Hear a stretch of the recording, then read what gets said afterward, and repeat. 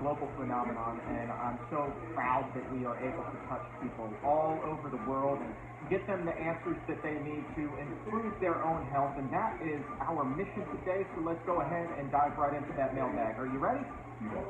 All right. The first question comes to us from Gemma, and Gemma is wondering what foods can help with hot flashes. Great question. So many women age 50, 52 years of age, and hot flashes are, for many people, part of that menopausal transition. Now, not everybody has them, and not everybody has them very bad, but a lot of women do. Like, when you go to the doctor is going to say, well, we have a treatment, but the medicines increase your cancer, and they increase your risk of heart problems, and maybe dementia, and it just doesn't sound like something you want to jump into. So what about food? We recently completed a research study in which we tested food choices to see how they would affect hot flashes, and we hit on a combination that worked really well. It knocked out 84% of the moderate to severe hot flashes. Okay, and what did they consist of? Three things. Completely plant-based diet. We're getting away from the animal products. Number two, keep oils really low. Number three, add some soybeans to your diet. And when I say soybeans, the best ones seem to be the regular mature soybeans. You can buy them on Amazon. And they're available organic, non-GMO, and so forth. And about a half cup per day. By the way, for people who are a little nervous about soybeans have been shown to reduce cancer risk. And even for people who had cancer in the past, to improve their survival. So soybeans seem to be a good thing.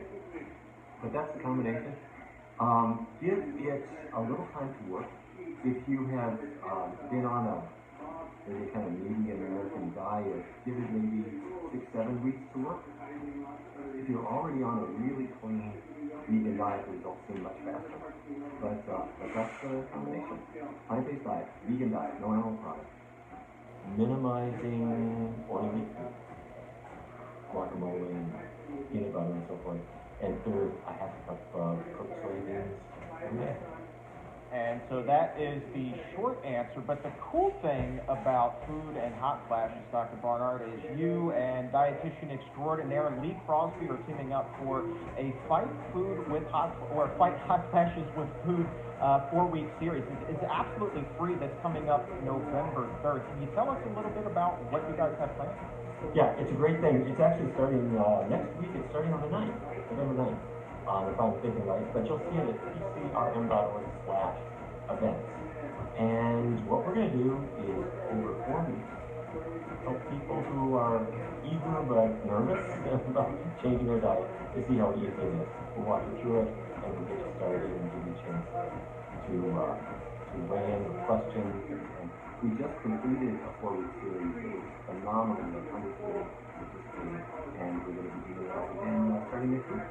And I love the way that the series has been laid out. I mean, you start with the science and why food actually is beneficial here, and then you get started on the hot flash fighting diet, how to get going on that, some tips for making the switch. Because in all honesty, Dr. Barnard, the switch to a plant-based diet is a major change for so many women.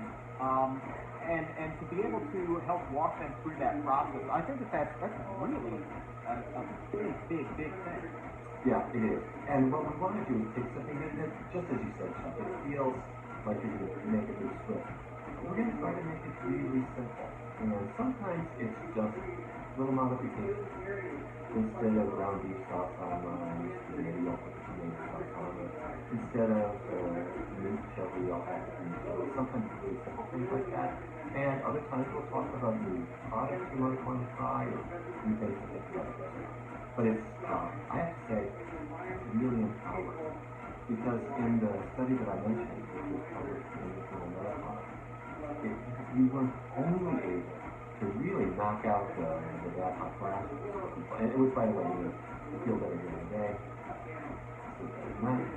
But the average woman lost about 8 pounds in 12 weeks, and they just felt better than they felt in years. So walk you through it, and so on. And you'll also hear from some of the women who have improved their hot flashes by changing their diet, saw these things firsthand, experienced them firsthand.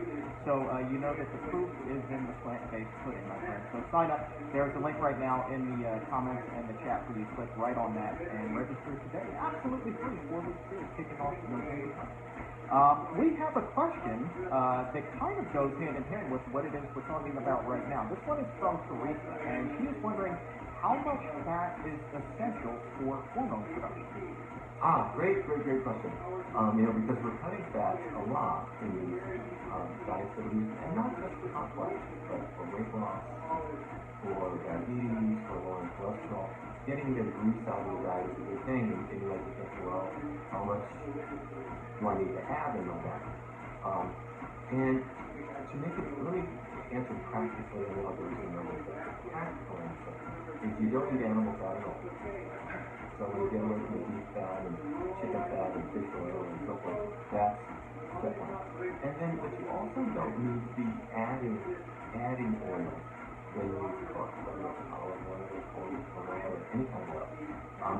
And you also don't need that super fatty like milk or say peanut butter.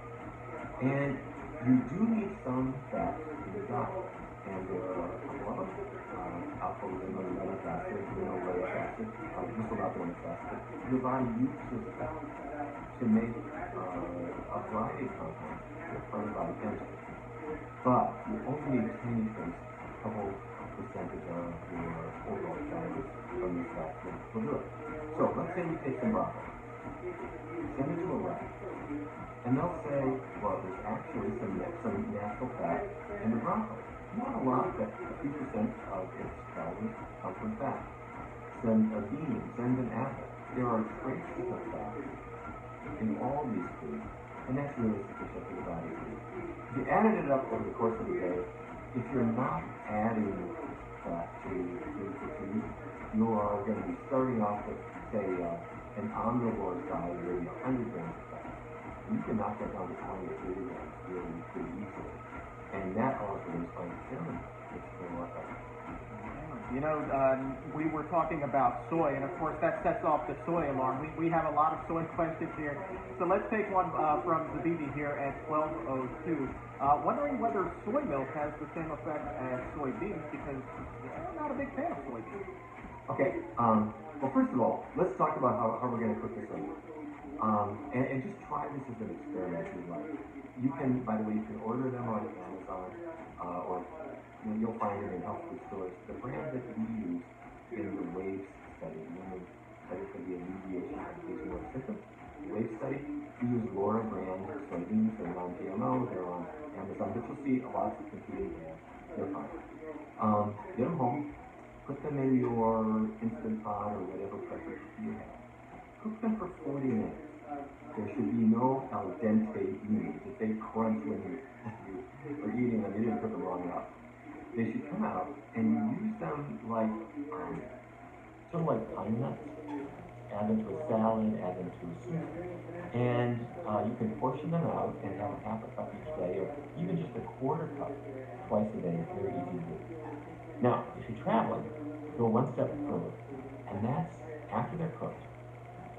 Put them in the oven on a baking sheet, about 350 degrees for an hour, and that roasts them. And once they're nice and dry, it's like a dry roasted peanut. And you can salt them up or whatever you want to, and same story, about a half a cup per day. So that makes it really easy to like the soybean. And your question was, well, can I just do it with soy milk? Sure, you can. But to get the isoflavones, which are the natural compounds in the soy, to get the same amount of isoflavones in soy milk that you would get from a half a cup of cooked mature soybean, you have to drink 2 quarts of soy milk. So that's the reason why I'm thinking that the mature soybeans are a little bit better. And by the way, edamame is good too. Edamame is the baby soybean, and they're okay. But the mature soybeans have more of the So from soy milk, we also have a follow-up question here from Sally wondering about soybean sprouts. Are they a good option? Sure. All of the soy products have some natural isoflavones in them. These are what are believed to be the cancer preventers, and they also seem to be the hot flash medicine, and there are traces of them in other beans too. Do you know if they're okay to eat raw, or she's wondering if that's another vegetable that should be eaten only when it's cooked? I don't know the answer to that. Let me look at that. Typically, I like to suggest that people might cook their stuff and things like that. But let me look at that. Maybe we can let that. Fair enough. Let's take a question here from Jessica. She writes, since soy helps hormones with menopause, would it also help a teenager with painful heavy periods? Oh my goodness sakes, thank you for asking that. That is actually the question that got us going in this direction in the first place. It was more than 20 years ago, I was sitting at this desk, and a young woman called me up who had terrible menstrual cramps. And a lot of women have cramps, but for maybe 1 in 10, they're pretty much off the scale, I think, if you look at what schools like. And we ended up doing a research study on this very question. And what really helped there was 2 things. Completely vegan diet, no animal products at all, and let me emphasize, really reducing oils. All oils. I don't mean just animal fat, but keeping oils really, really low. That includes the guacamole and all the things we might love. But keeping oils low is a big part of it.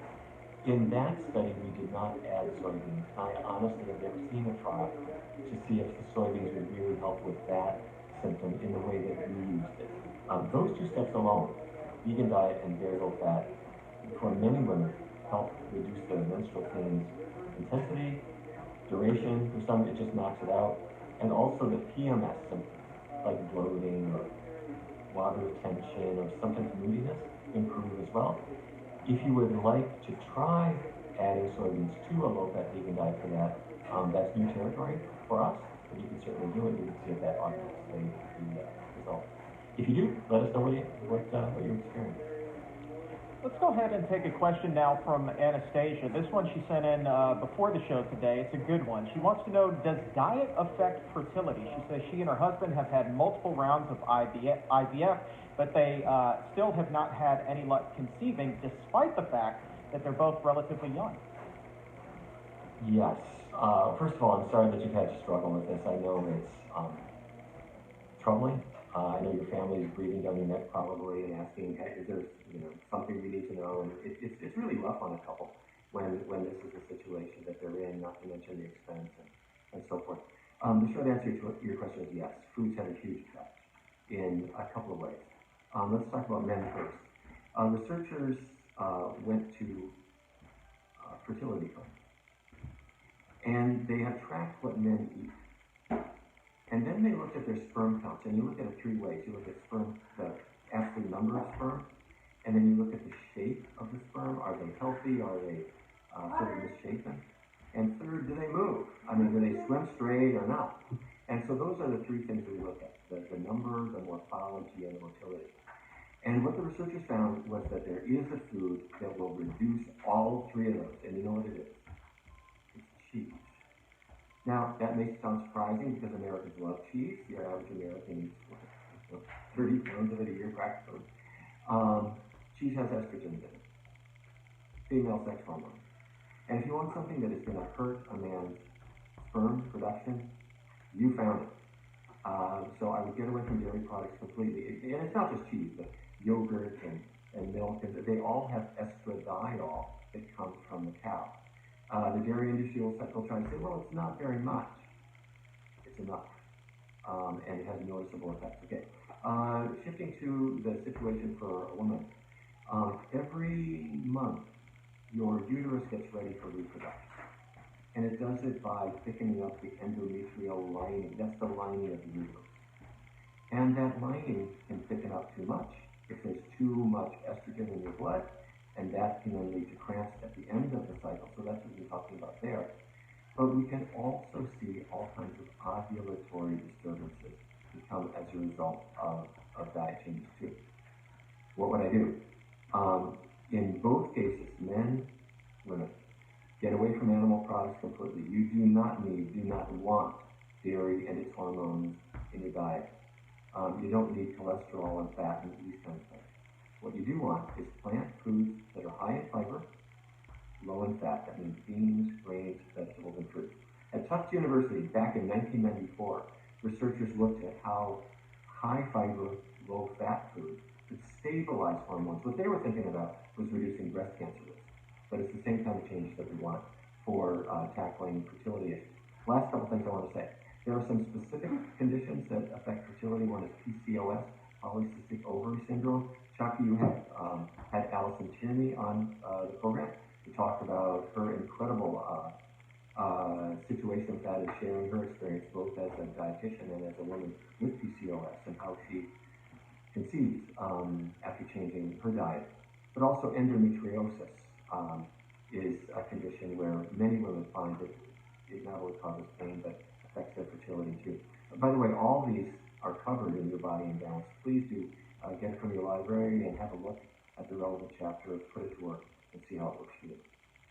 Let's look ahead a little bit, and hopefully Anastasia and her husband will find themselves in this position in the not too terribly distant future. Take a question from Sherry's 400 at 1210. It says, I recently found out that I'm pregnant. Which foods are the heavy hitters that I should focus on to achieve healthy hormone production for the baby? Oh, that's great. Well, first of all, congratulations. And secondly, thank you for thinking of good nutrition, not just for yourself, but for your baby.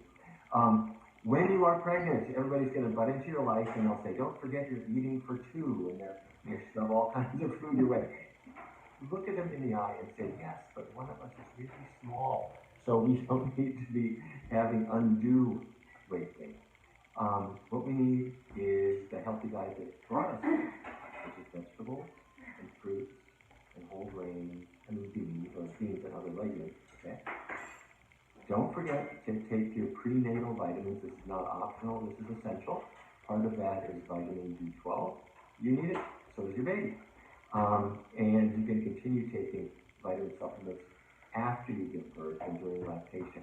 Your baby's going to continue to need a healthy diet, and that's going to come from you, and the supplementation is an important part. Let's switch gears now and take a question from Lana at 1214. Wants to know how low should our cholesterol levels be. She says her last blood work showed she had 75, 76 for LDL and HDL. Wondering whether she should be shooting for even lower numbers than that. I think you can take those numbers and sell them on eBay. People would love those. Those are great numbers. Just kidding about selling them. Yes, if you look at a lab slip and it'll say your total cholesterol should be below 200, and they'll say your LDL should be below about 100. Those are good numbers. You're right, lower is better. But once you're in the range of about 75 for your LDL or bad cholesterol, I mean, that's great. It's probably better than your doctor's level. With regard to HDL or good cholesterol, we've gone through a change here. We used to have the idea that we would really want to boost that HDL, and that's a whole lot better. Science has really taken a much different view of that because methods used to raise HDL end up not helping the heart at all. So focus on the LDL, your focus is right, and your number is terrific. Let's go back to soy momentarily. Take a question from Luro, 1218. Should people with thyroiditis limit the amount of soy they eat? We don't know the answer to that. For the most part, soy gets a not guilty verdict here, but there are a couple things to think about. The first thing is, if you're on medication for low thyroid, you're on, say, Synthroid or some other supplement, don't take soy or any food, doesn't matter what it is, don't take any food for a couple hours before you take your pill, and about an hour after the pill. In other words, take your thyroid supplement on an empty stomach. That's number one. If you take it with food, you're not going to absorb the full amount, and you're going to run borderline low. Your doctor will ask what's going on. That's the first thing. The second thing is people have looked at diets that are really high in soy and wondered if they were affecting people's thyroid function. And for the most part, the answer is no. However, there was a study some years ago that suggested if women, and they didn't see this in men, if I'm recalling correctly, but they did see it in women, if they were precariously kind of low in thyroid hormone already, they were borderline hypothyroid. For some reason, a few of the women who were having more soy seemed to dip further into hypothyroidism. The best conclusion that we have come to is that soy is fine, but make sure your thyroid gland is, you're taking good care of it no matter what. And the ways to do that are, number one, make sure you have iodine in your diet. We don't think about that very much, but if you don't have any iodine in your diet, you can't make thyroid hormone. Why would anyone run low? Because back when we were kids, we were consuming iodized salt, the Morton salt cylinders that have the girl in the umbrella.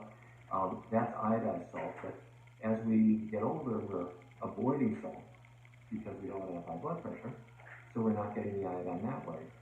Or we're choosing Himalayan salt, or sea salt, or kosher salt. They may not be iodized at all. So your thyroid is saying, think about my needs for iodine. Where else can you get it? You can get it from seeds, seed vegetables, like nori and wakame and so forth, or you can just take a supplement. If you supplement, don't go crazy with it. The amount you need is 150 micrograms, not grams, not milligrams, it's 150 micrograms, that's it. If you go to a health food store, it's typically a kelp-derived formulation, but if you do that and your thyroid is being taken care of, and if you're on the low-fat vegan diet, you think that the addition of soy is probably inconsequential with regard to the thyroid. You mentioned endometriosis just a moment ago. T. Lemons writes in at 1221, what food should be avoided when diagnosed with endometriosis, and should any other lifestyle changes be made? Wondering how much exercise also plays a role there. Okay, great question. At the risk of sounding a little self-promotional, please open a chapter on endometriosis in your body and mind. And there I'm going to share the story of Catherine Lawrence, who, if you have not heard of Catherine, she's an amazing person. She was in the Air Force, sent over to Iraq in 2003, and when she came back, she did maybe a little bit too much into some of the foods she missed when she was overseas, and including a lot of dairy and a lot of cheese, and she ended up with a pretty bad case of endometriosis, which she then reversed with what? With exactly the kind of diet we've been talking about, get hormones into better balance. Wait, how could that work? Endometriosis just means that the endometrium, the endometrial layer, that's the thin inside layer of the uterus. The endometrial cells, for some reason, aren't staying in the uterus anymore. They're sneaking out, and they're going all around the abdomen, and they're implanting on your intestinal tract, on your ovaries, on the fallopian tubes. They cause terrible pain because they expand and they bleed and they scar, and they can lead to infertility. And this was her situation. But with her diet, she was able to get it under control. What we believe happens is that when you're on a plant-based diet, very low in fat, high in fiber, the estrogen level in your body comes down to where it's supposed to be, the right balance.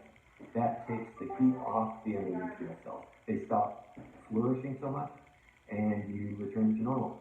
But don't take my word for it. Let your doctor know that you're making a diet change, and do two things. No animal products at all.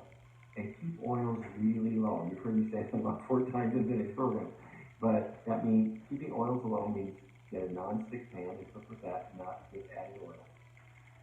And for now, skip the fatty foods like the nuts and peanut butter and guacamole and things like that. Keep the fat really low. Do this for a few cycles and see if you don't start feeling a whole lot better. Okay, this is a phenomenal question from Unbreakably Me, and I think, Dr. Barnard, anytime somebody switches to a whole food plant-based diet to improve their health, well, oftentimes their number one goal is to lose weight. And Unbreakably Me, 1222, wants to know, how long does it take to lose weight on a vegan, low-fat, high-carb diet? About 15 minutes. Your body changes starting right away. And here's what I mean. Let's say you're eating roast beef or chicken wing. That is a mixture of protein and fat, and every gram of fat in it has 9 calories. Let me just say that one more time. Every gram of fat has 9 calories. Okay, now here it is. It's almost 12:30 on the East Coast. I'm going to switch to a plant-based diet.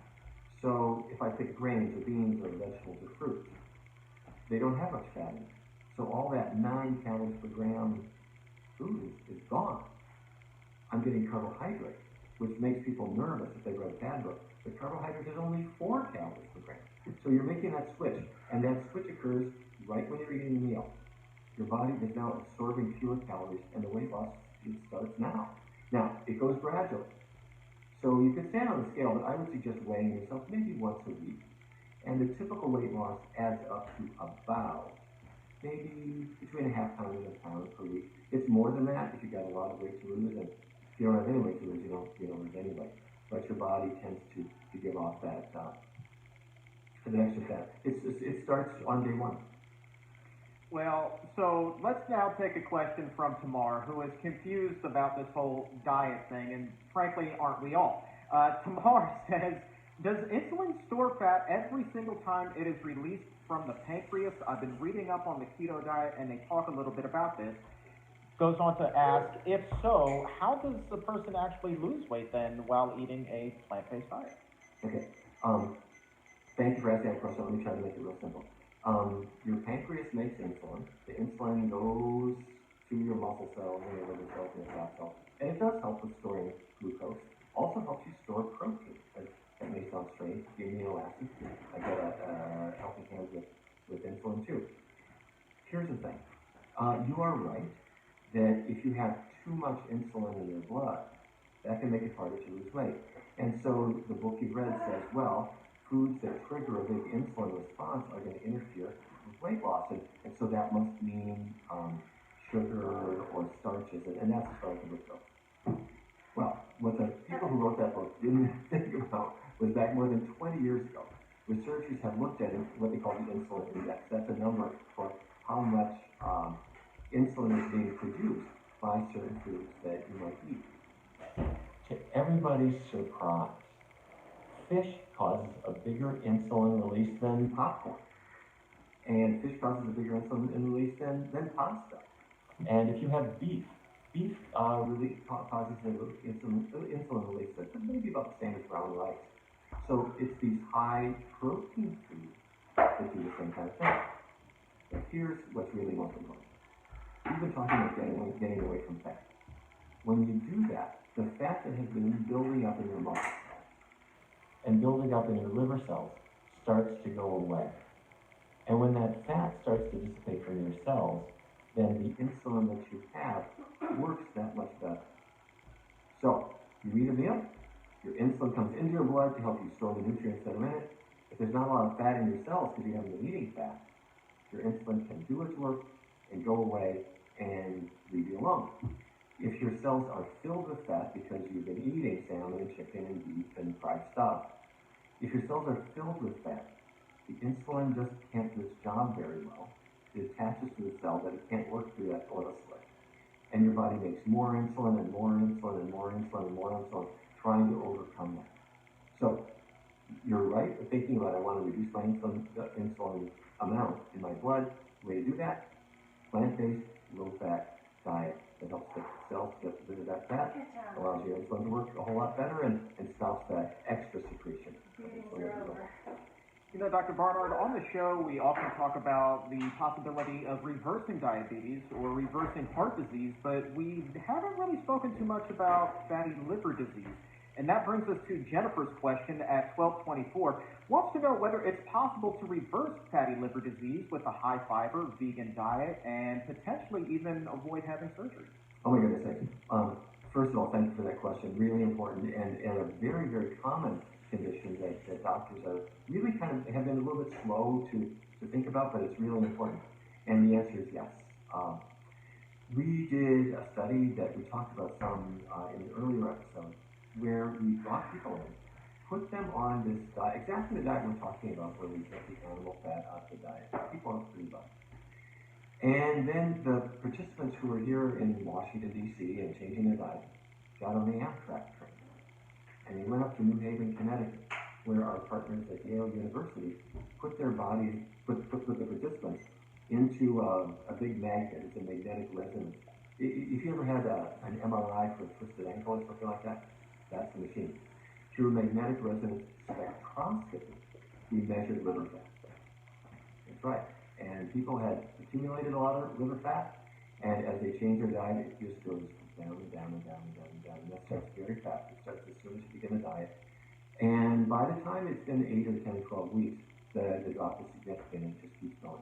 So put it to work. Don't cancel your doctor's appointment. Let your doctor monitor your progress, but do start a healthy plant-based diet. See how you do. God, man, wouldn't it be so great if we just had ready access when we're making big changes to our lives and we expect these results right away? If we could get that ready access to those numbers that you were just talking about, so we could see those numbers start to come on down immediately, even on those days when you might be frustrated that the scale isn't budging quite as much as you would like. But, I love the way that you have just said twice now on the show today, when it comes to improving your health, it starts right away.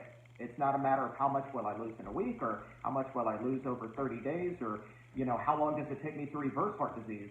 Your health begins to improve right away, and that is such an important message. I will never forget this is the late 1980s. I flew out to California to meet Dr. Dean Ornish, who at the time was studying how diet could affect heart disease.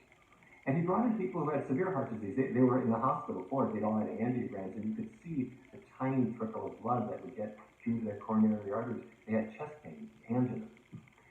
This was a year-long study to see what the effect of diet and a healthy lifestyle with exercise and stress reduction and not smoking, the effect that would have. And then he tracked them for an additional 5 years altogether. Well, I happened to have the opportunity to meet and interview the research participants. And what I was struck by was even though the initial study was a year,